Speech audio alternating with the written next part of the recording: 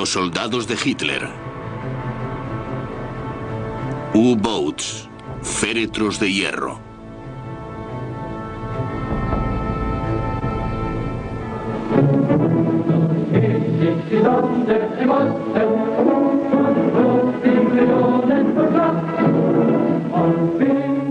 Durante los años oscuros en que transcurrió la Segunda Guerra Mundial, los hombres que integraban la tripulación de los submarinos alemanes fueron considerados héroes nacionales. Agasajados y adorados por un público agradecido, estos hombres fueron las estrellas de una época turbulenta.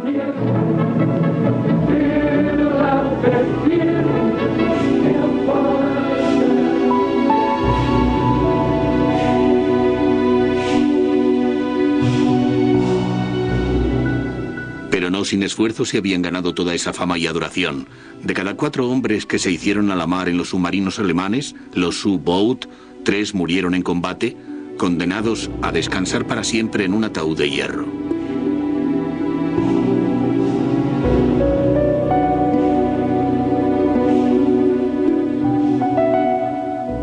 De los 40.000 hombres que se embarcaron en los submarinos alemanes, 5.000 fueron capturados y 30.000 murieron en combate. Solo 5.000 pudieron regresar a casa. Esta es su historia.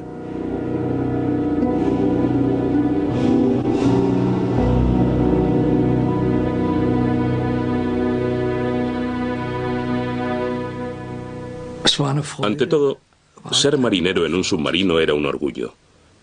La gente nos tenía gran respeto. Nos sentíamos orgullosos. No sabíamos lo que estaba pasando. Habíamos recibido aquella formación en las juventudes hitlerianas y solo teníamos un objetivo.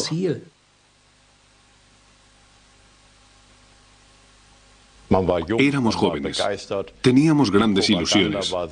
La propaganda de Hitler decía que solo los alemanes valían algo, que el resto no eran nadie. Yo me eduqué así en mi juventud. Y cuando hundíamos un barco gritábamos ¡hurra!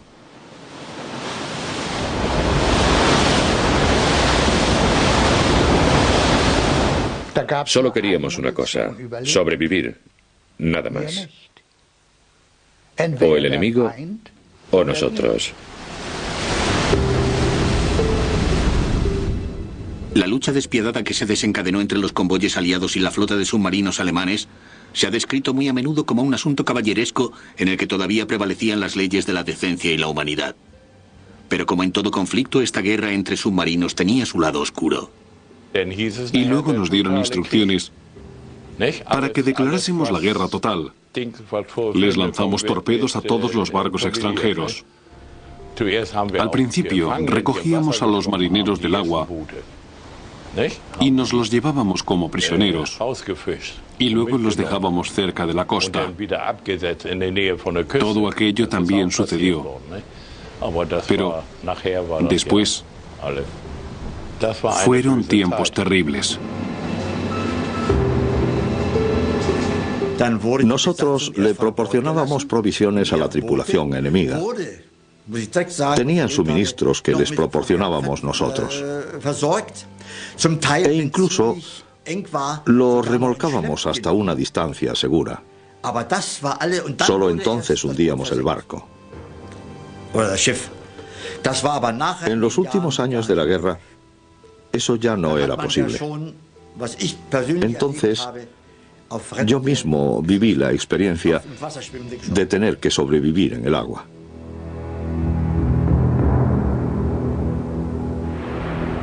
Entre todos los horrores de la guerra, un sonido que ningún marinero jamás olvidará era el quejumbroso sonido que hacían los barcos al partirse antes de hundirse en las profundidades del océano. ¿Cómo era el sonido? Estremecedor. Lo que los expertos describen en su lenguaje técnico simplemente como el ruido producido por la ruptura del mamparo y el hundimiento del barco era un estruendo horroroso. Cuando se hundía un vapor, por ejemplo, el aire que quedaba dentro salía por las aberturas aullando y el barco se resquebrajaba y bajo el agua el ruido se podía escuchar a kilómetros.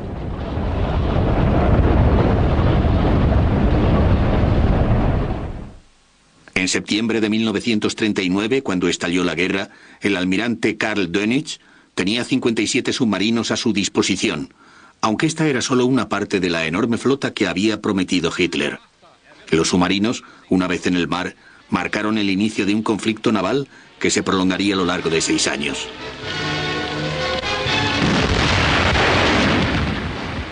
Gracias al factor sorpresa, los submarinos de Donitz eran capaces de lanzar una fuerte ofensiva mientras la flota mercante británica corría a buscar refugio.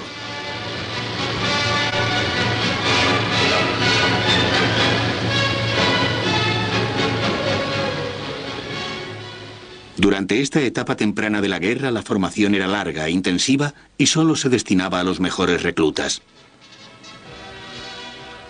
La tripulación de los submarinos constituía la sección con más glamour de la Marina de Guerra.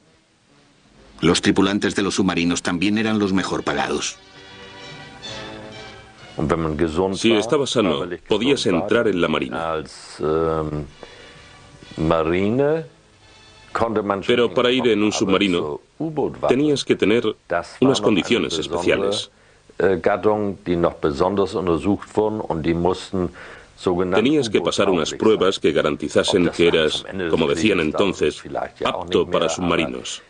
A finales de la guerra quizá ya no era así, pero cuando a finales de 1940 o comienzos del 41 me ofrecí como voluntario, tuve que pasar todas las pruebas para demostrar que estaba en buenas condiciones en todos los aspectos.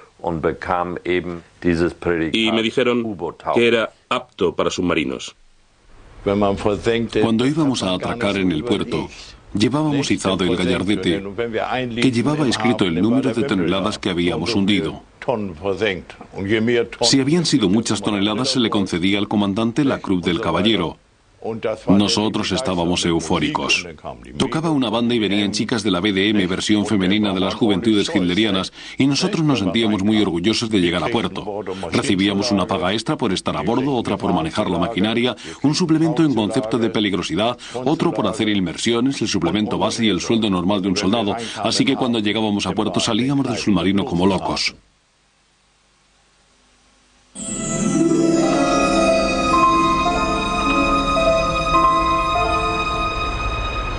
En 1940, la invasión de las costas francesa y noruega aumentó el campo de acción de los submarinos en la zona occidental.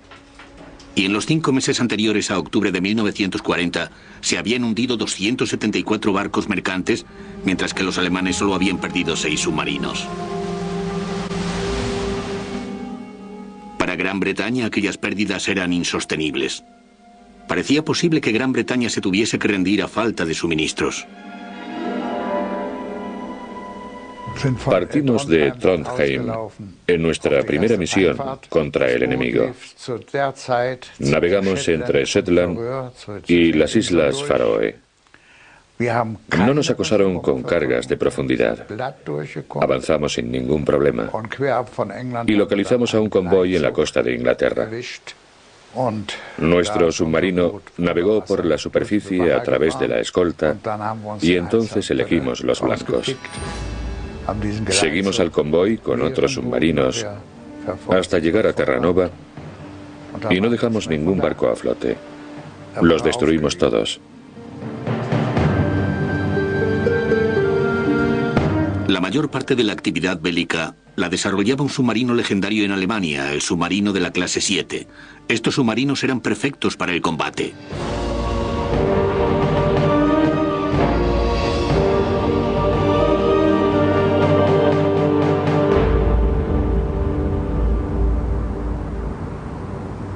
Provistos de una falsa torre que emergía solo 5,2 metros por encima de la línea de flotación, los submarinos eran difíciles de distinguir desde más de 1 milla de distancia, incluso en plena luz del día. Por la noche eran prácticamente invisibles. Los submarinos se podían sumergir en menos de 1 minuto, podían alcanzar una profundidad de 100 metros sin gran esfuerzo y 200 metros si se los forzaba. Herbert Lang, entonces un suboficial de 18 años, tenía buenos motivos para agradecer la eficacia de la ingeniería alemana. Nuestros submarinos, los 7C, los llamados submarinos de combate, que eran además el terror de Inglaterra, eran unos submarinos mucho más estables y robustos que los que tenían ellos. Con el submarino no teníamos problemas. En el astillero lo habían diseñado para sumergirse hasta una profundidad de 90 metros, pero nosotros descendíamos hasta 220 metros.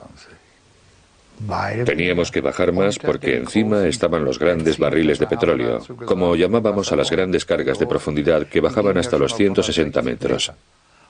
Teníamos que ir por debajo de ellos porque si no el submarino podía estallar.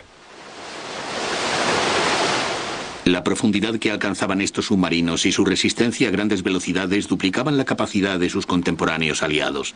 El tipo 7 era capaz de recorrer 7.000 millas a 12 nudos sobre la superficie y 90 millas a una velocidad de 4 nudos cuando estaba sumergido. El progreso era excesivamente lento durante la inmersión. El motor eléctrico solo alcanzaba las 8 millas por hora en estado de inmersión.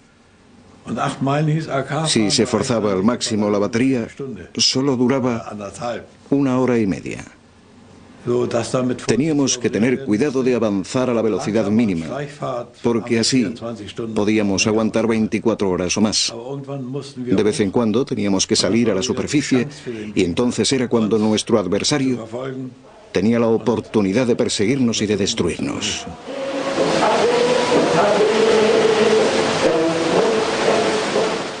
El ambiente a bordo era un poco claustrofóbico e incómodo, pero comparado con las condiciones en las que se veía obligado a vivir la población civil, los hombres de los submarinos estaban bien provistos.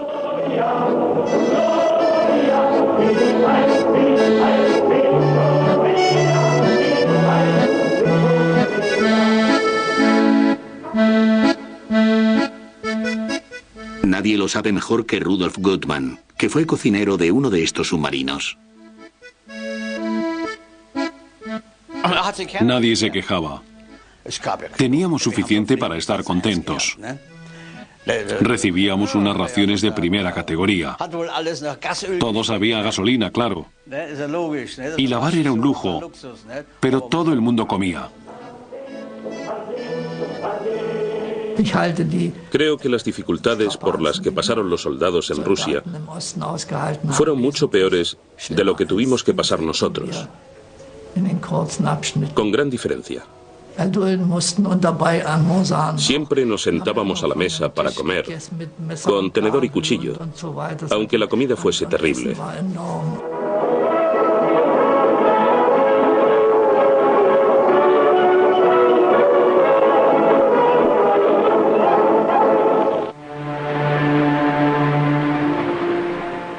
Los submarinos provocaban el temor y la aversión en el enemigo. Su modo de hacer la guerra les parecía despiadado, malicioso e impersonal. Sin embargo, la tripulación de los submarinos estaba compuesta por hombres con un profundo sentido de la humanidad, que tenían que vivir y luchar bajo unas condiciones extremadamente severas.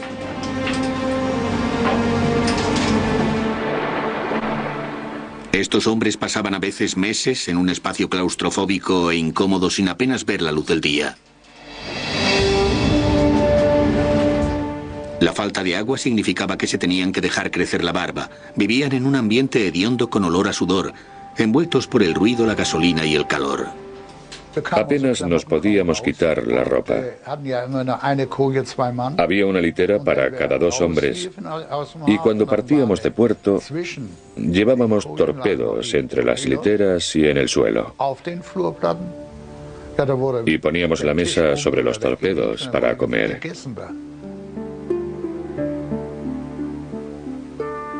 El olor era hediondo allí dentro. Pero no solo eso, sino que no te podías cambiar de ropa durante el viaje. Te ibas a la cama o te echabas en las mismas condiciones en las que estabas mientras trabajabas. Te podías lavar con agua caliente, pero era el agua refrigerante, el agua de mar de los motores diésel. Con esa agua era con la que nos lavábamos. Sí, las provisiones estaban guardadas por todas las esquinas. Llevábamos varias toneladas. En cuanto a los baños había 2, pero uno estaba lleno de provisiones. Imagínate el lío porque éramos unos 40 o 50 hombres. Para un civil eso es inimaginable.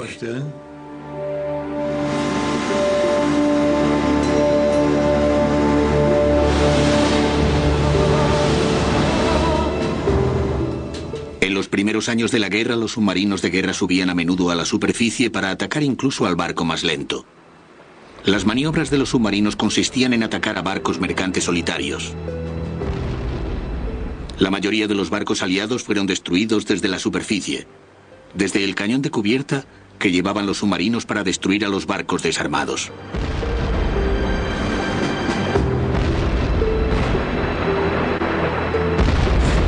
Aunque el ataque desde la superficie era una maniobra potencialmente peligrosa, a menudo no había elección. El espacio a bordo estaba limitado y los torpedos alemanes sufrían muchas veces de alguna tara que hacía que no explotasen. Estos torpedos eran además lentos y fáciles de detectar. El capitán del submarino era muy astuto. Y cuando vio la estela del torpedo, y menos mal que la vio a tiempo, paró inmediatamente. El torpedo pasó de largo y en cuanto hubo pasado, salimos a toda velocidad y seguimos navegando. A pesar del peligro, los tripulantes de los submarinos disfrutaban de un gran éxito, y a medida que fue aumentando rápidamente el número de barcos hundidos, estos hombres bautizaron este fácil periodo de victorias como los tiempos felices.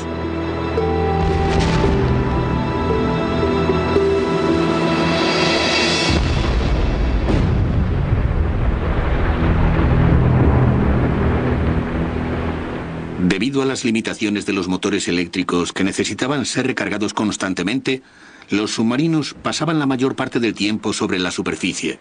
Los submarinos de la Segunda Guerra Mundial no eran realmente más que torpederos sumergibles dotados con una capacidad de resistencia a las inmersiones muy limitada.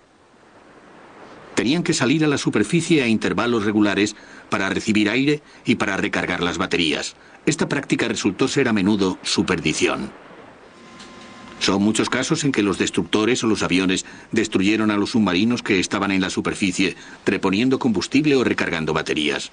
60 años después de los acontecimientos, Werner Seimer todavía recuerda vívidamente los efectos de un ataque aéreo. Los hombres que perdimos fueron víctimas de un ataque aéreo. Estábamos sobre la superficie para recargar las baterías y durante el tiempo que necesitábamos para hacerlo fuimos atacados por un avión. Respondimos con una descarga de balas de 2 centímetros y vi cómo las balas rebotaban en los laterales de la cabina del piloto. No pudimos atravesarlo, pero había terminado. Al aumentar el riesgo de un ataque aéreo, los submarinos buscaron la protección de la noche. En los primeros años de la guerra, los convoyes todavía dependían fundamentalmente de la observación para detectar los submarinos. En la oscuridad, la reducida silueta de los submarinos se perdía de vista con facilidad. El objetivo de los submarinos, mucho más grande, se perfilaba claramente contra el cielo, sobre todo si otro buque estaba en llamas. A medida que fueron ganando experiencia, los Wolfpacks aumentaron su osadía e incluso algún capitán aventurero se atrevió a combatir estando en medio del convoy.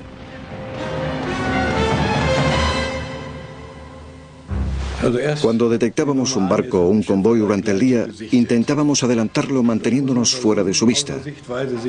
Nos aproximábamos a toda velocidad y luego nos sumergíamos y esperábamos hasta que el barco viniese hacia nosotros.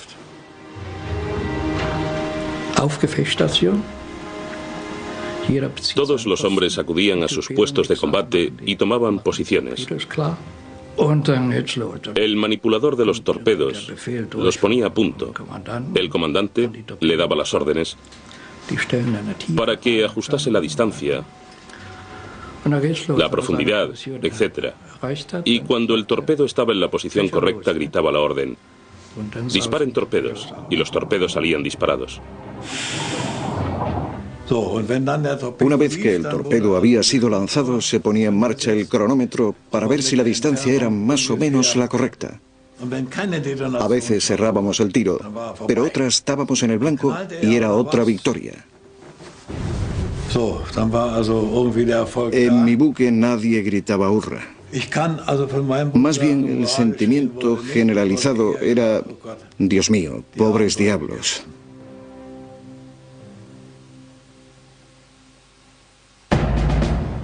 Los torpedos que disparaban los submarinos eran también su talón de Aquiles. A medida que los torpedos avanzaban hacia el objetivo marcado, la estela que iba dejando en el agua revelaba la posición del submarino. Así que una vez que se lanzaban los torpedos no había demasiado tiempo para celebrar la victoria o para pararse a pensar en el fracaso. Si el convoy iba bien protegido, al primer ataque sonaría la alarma. En unos segundos, el cazador se podía convertir en la presa y comenzaba entonces la verdadera prueba para la tripulación del submarino. Se trataba de la lucha por la supervivencia. Había que burlar al enemigo que estaba encima y para ello empezaba una partida mortal al escondite. Las cargas de profundidad esparcidas por una zona podían hundir el submarino o causarle el suficiente daño como para hacerlo subir a la superficie a tiro de los cañones de sus perseguidores. Cuando nos perseguían con cargas de profundidad, la gente se desquiciaba. Era algo horrible. Y si hay alguien que diga que no tenía miedo, está mintiendo. Las cargas de profundidad te destrozaban los nervios. Cuando nos lanzaban cargas de profundidad, teníamos que permanecer sumergidos. Si nos perdían de vista, no lo pasábamos tan mal, pero las persecuciones de 24 horas eran algo difíciles de soportar. Sobre todo cuando el indicador de la presión fallaba, los cristales volaban por todas partes y se iba la luz, que era lo que sucedía con las ondas expansivas.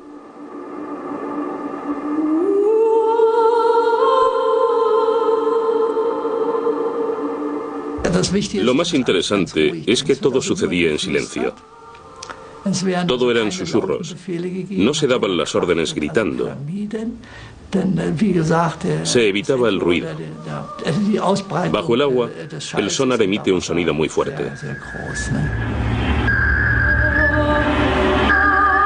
A menudo los submarinos alcanzados se hundían lentamente en el océano. A la tripulación impotente solo le quedaba la lenta agonía de esperar hasta que la presión causase la implosión del casco.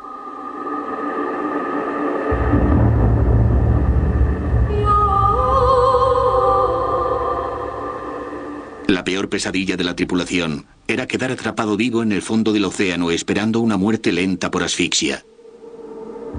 Heinrich Schmidt era un tripulante del U-331, un submarino alemán que se vio forzado a descender más de lo que ningún submarino estaba diseñado para soportar las cargas de profundidad lanzadas por un buque británico. Se nos ordenó que fuésemos a la proa y el submarino descendió hasta la increíble profundidad de 260 o 280 metros. Una profundidad jamás alcanzada por ningún submarino, porque el manómetro no estaba encendido. Apenas oíamos las explosiones de las cargas de profundidad, porque habíamos descendido mucho. Después, el almirante Dönitz nos confirmó que habíamos descendido más que ningún otro submarino del tipo 7.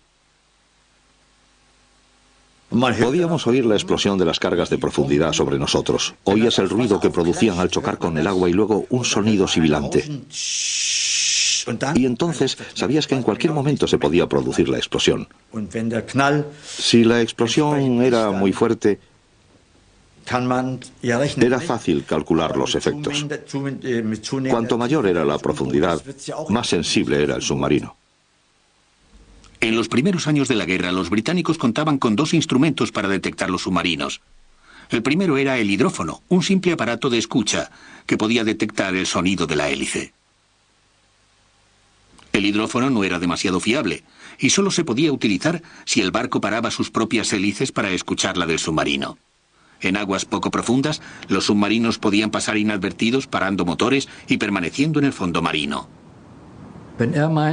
Ellos lanzaban las bombas al agua, las cargas de profundidad, y avanzaban a todo motor. Y nosotros también navegábamos a todo motor. Pero de repente ellos paraban y nos oían avanzar a toda velocidad. Y entonces nos lanzaban otra carga de profundidad.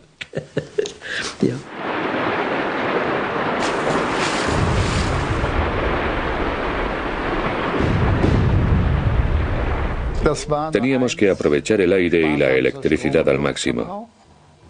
Apenas había movimiento dentro del submarino y ni siquiera comíamos.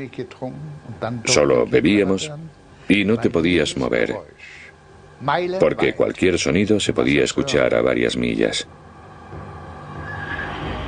Mucho más eficaz que el hidrófono fue el ASDIC, un sonar que se basaba en el reflejo del sonido para detectar la posición de los submarinos. Lo que más temíamos era el ASDIC.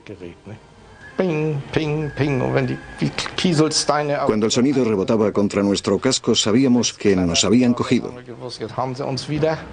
Oíamos un blup y un borboteo y sabíamos que las cargas de profundidad venían hacia nosotros. El último viaje fue el peor. Íbamos delante de un convoy. Hundimos un barco e inmediatamente después cayeron y nos alcanzaron las primeras cargas de profundidad. El submarino tenía varias grietas y teníamos que movernos con mucho sigilo, procurando que el silencio fuese total en el submarino. Teníamos a 3 destructores sobre nosotros. Buscaron y buscaron, buscaron con sus aparatos. Podíamos oírlo todo. Si hacía... era que había rebotado y que nos habían cogido. Si el submarino tenía la mala suerte de haber sido detectado por un destructor, un temor que solo conocen los que lo vivieron se apoderaba de la tripulación.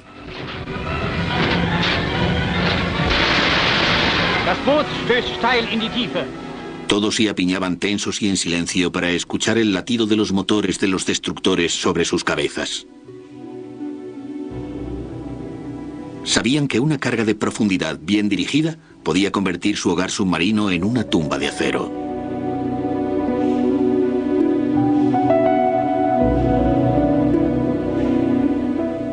Algunos no lo podían aguantar.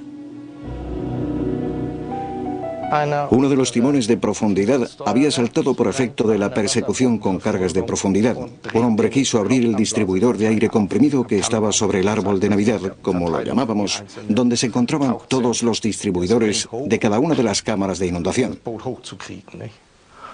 Se levantó, quería hacer subir el barco. Nuestro compañero de control, Willy Diffbe, fue tranquilamente hacia él y le dio un ligero golpe en la cabeza con una llave inglesa haciéndole caer. Willy cerró la válvula y pusimos al chico boca abajo en una hamaca. Lo atamos y lo dejamos en una esquina para que no volviese a hacer ninguna tontería. Un casco dañado significaba que podía entrar un torrente de agua y engullir la nave en poco tiempo, llevándola a las profundidades del océano. Para la tripulación de los submarinos, un ataque con cargas de profundidad era una pesadilla que ponía a prueba su estoica determinación. La tensión psicológica era inmensa durante el tiempo que esperaban a que las ondas expansivas de una carga les alcanzasen sin saber si sus consecuencias serían fatales. No te puedes imaginar lo que era que te cayese una bomba cerca. La resonancia bajo el agua produce un estruendo tan fuerte que ni siquiera una bomba lanzada en tierra producía un sonido semejante. En el caso de que hubiese daños, estos solían ser que las válvulas estallaban, los interruptores de los motores salían disparados, la nave temblaba. Y entonces la situación era crítica.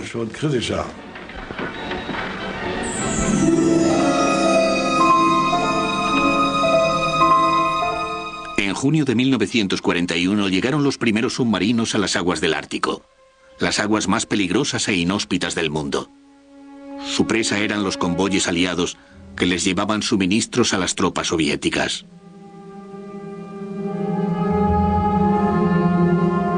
Para los navegantes de ambos bandos, las condiciones de vida en el Ártico fueron demasiado terribles. Una pesadilla interminable y húmeda de niebla, hielo y tormentas de nieve. Aunque la amenaza de un ataque enemigo era lo que más temían los marineros, la muerte les podía sobrevenir también por exposición a las inclemencias del tiempo, por congelación o ahogamiento en medio de las feroces tormentas.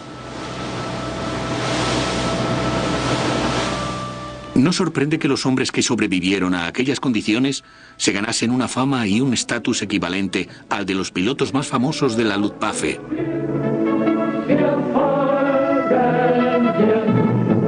Pero la adulación del público estaba bien ganada. La tripulación de los submarinos estaba compuesta por hombres de una clase especial que recibían las mejores raciones, además de disfrutar de los placeres más dudosos de que disfrutaron nunca los marineros. Íbamos con chicas de pocos escrúpulos, porque teníamos dinero. No sabíamos si íbamos a regresar o no, así que, ¿qué íbamos a hacer?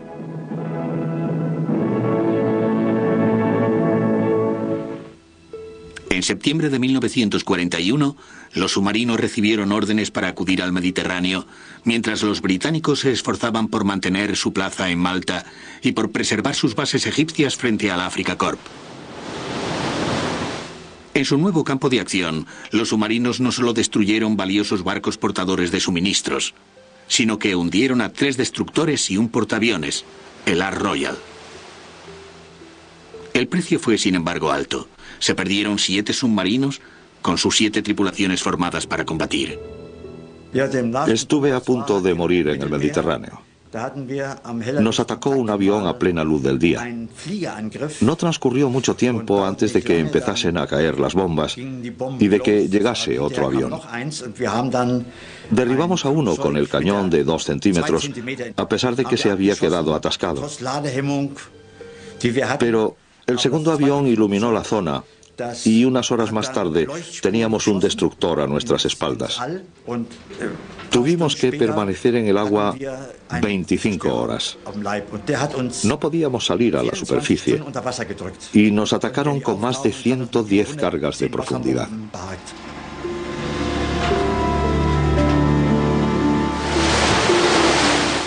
Aunque el radio de acción de los submarinos iba en aumento, también sus compromisos. A finales de 1941, los submarinos tenían que patrullar 3 zonas operativas: el Mediterráneo, el Atlántico y el Ártico.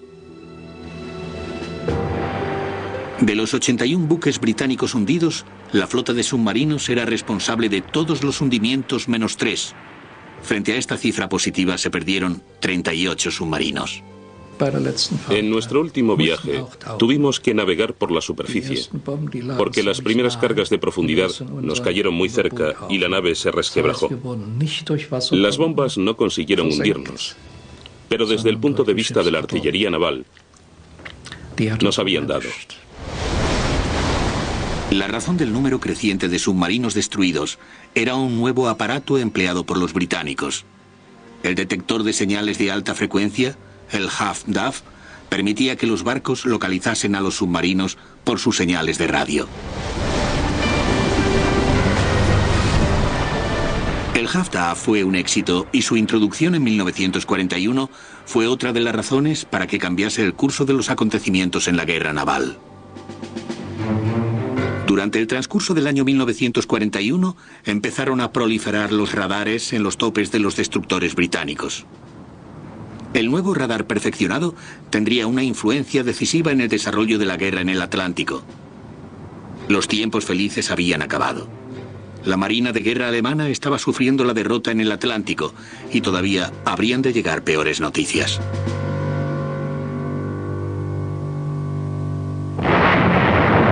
En diciembre de 1941, los japoneses atacaron la base estadounidense de Pearl Harbor. Y días después, Hitler le declaró la guerra a los Estados Unidos. Dönitz le declaró la guerra a todo barco mercante norteamericano. Solo disponía de 5 submarinos, pero utilizó esta escasa fuerza con efectos letales.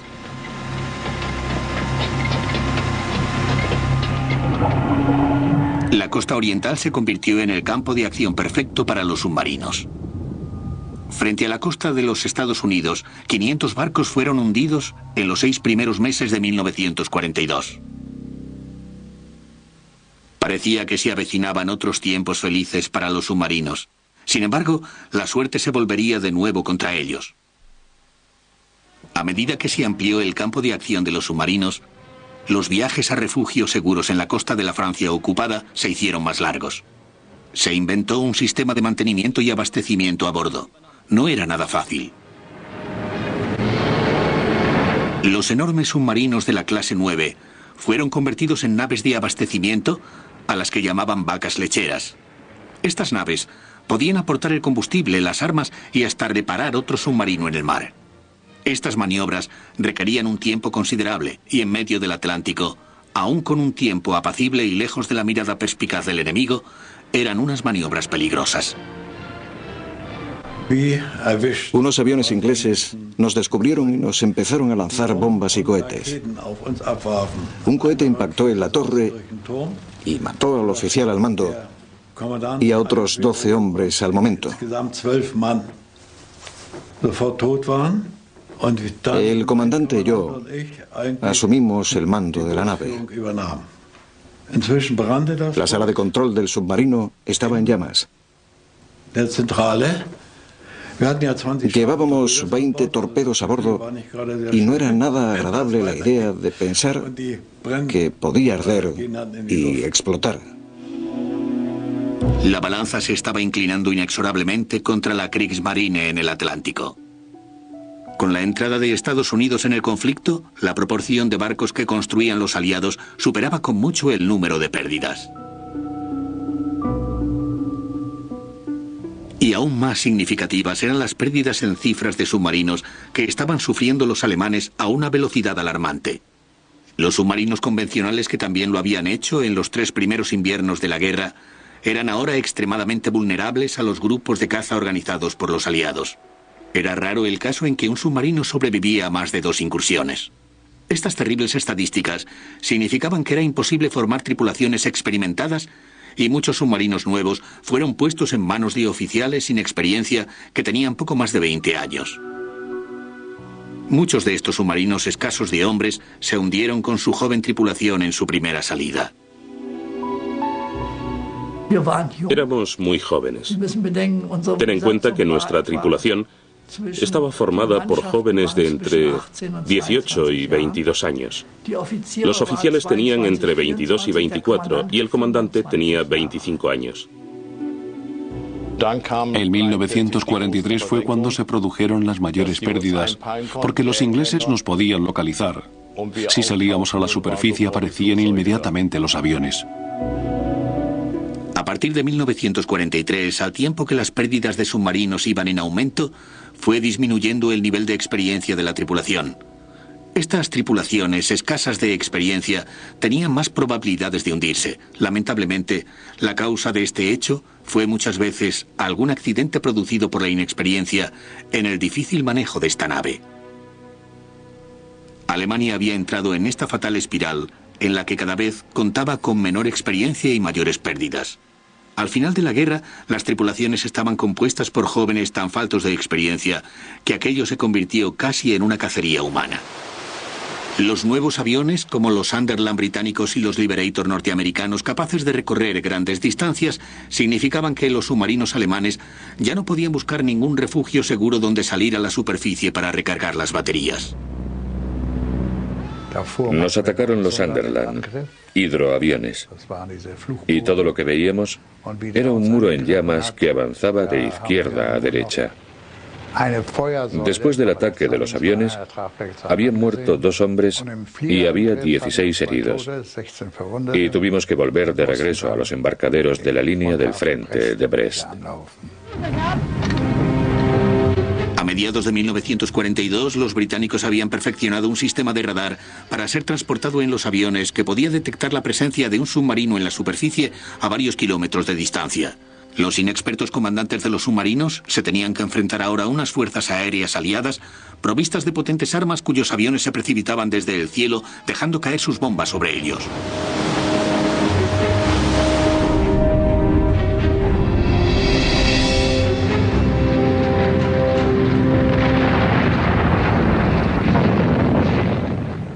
El 17 de julio nos atacó un avión de la clase Liberator,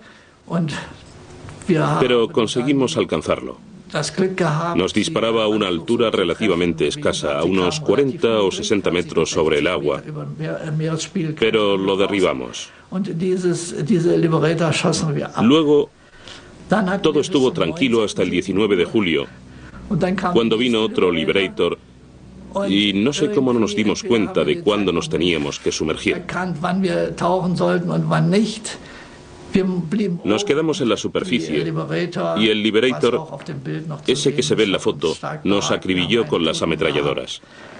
Murió un hombre y hubo 7 heridos en el puente, y menos mal que pudimos sumergirnos unas horas después y recuperarnos un poco para volver conmocionados a casa.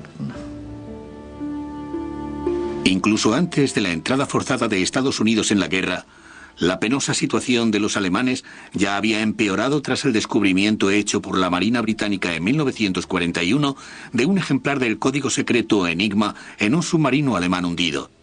Todas las señales que se enviaban a los submarinos estaban codificadas, y solo podían ser decodificadas con el libro que contenía el enigma. Este descubrimiento les permitía a los aliados descifrar los códigos alemanes y descubrir la posición de los Wolfpacks. Los comandantes alemanes no sabían que su código había sido descifrado, y de nuevo el número de pérdidas aumentó de forma dramática. Solo en el mes de mayo de 1943 fueron destruidos más de 40 submarinos. Dönitz se vio finalmente obligado a ordenar la retirada de la flota de submarinos del Atlántico Norte. Los alemanes habían perdido la batalla en el Atlántico y con ella cualquier posibilidad de ahogar a la isla fortaleza que era Gran Bretaña.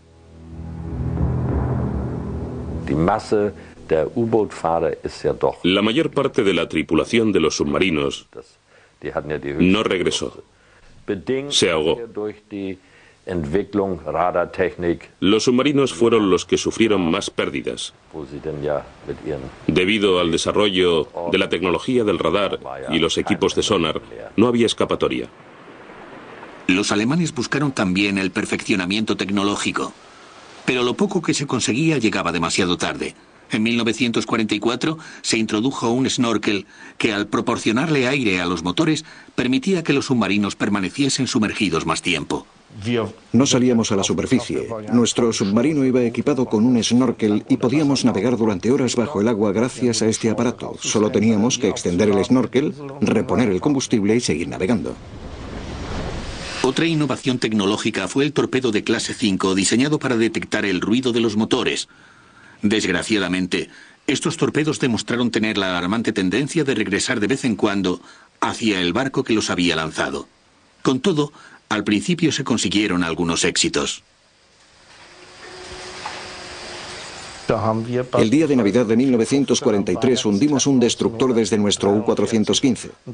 Quería atacarnos y venía rugiendo hacia nosotros. Estábamos a una profundidad periscópica.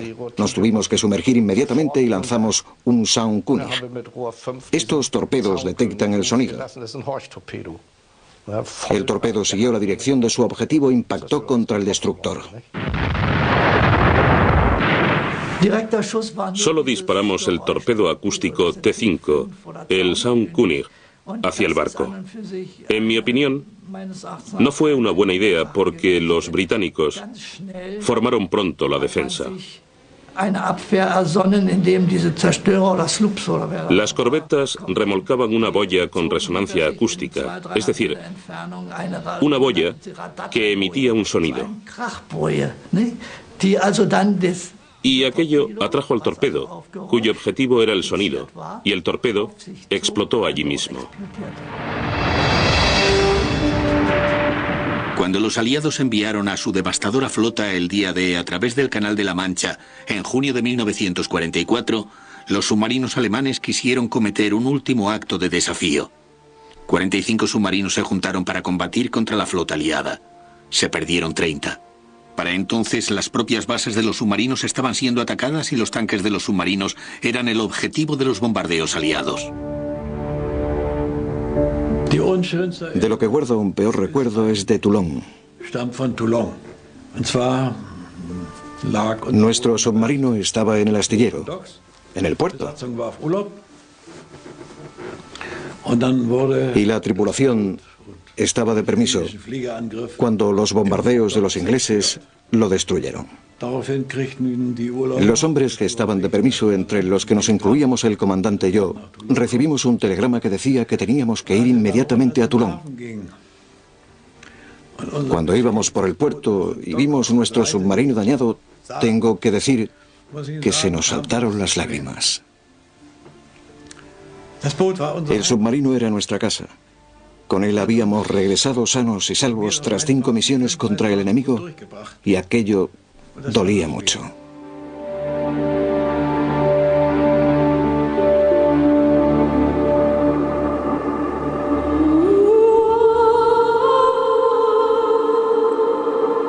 A pesar de la creciente cifra de hundimientos tanto en el mar como en puerto, hasta el último momento del último día de la guerra, los submarinos alemanes continuaron cumpliendo con su deber.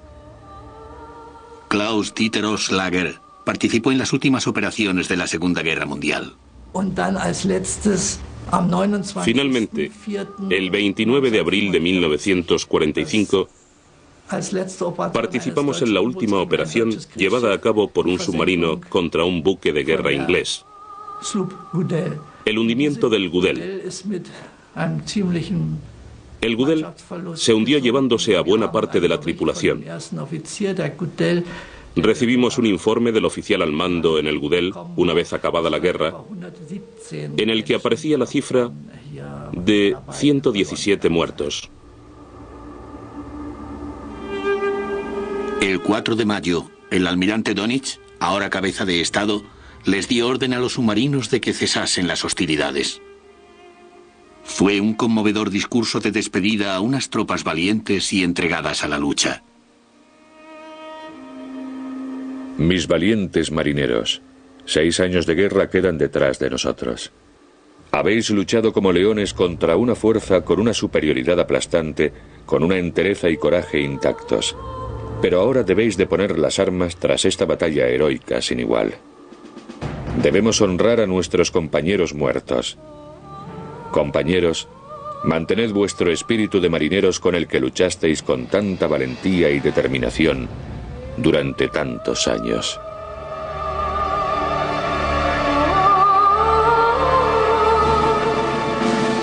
Siempre me compadezco de mis pobres compañeros que tuvieron que ir a Rusia o a donde fuese, a Francia o a cualquier otro lado, y que estuvieron en medio de la miseria.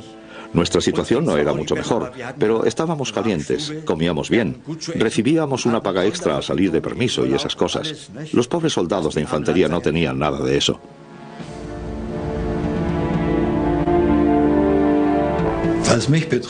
En cuanto a mi situación, jamás pensé que regresaría a casa.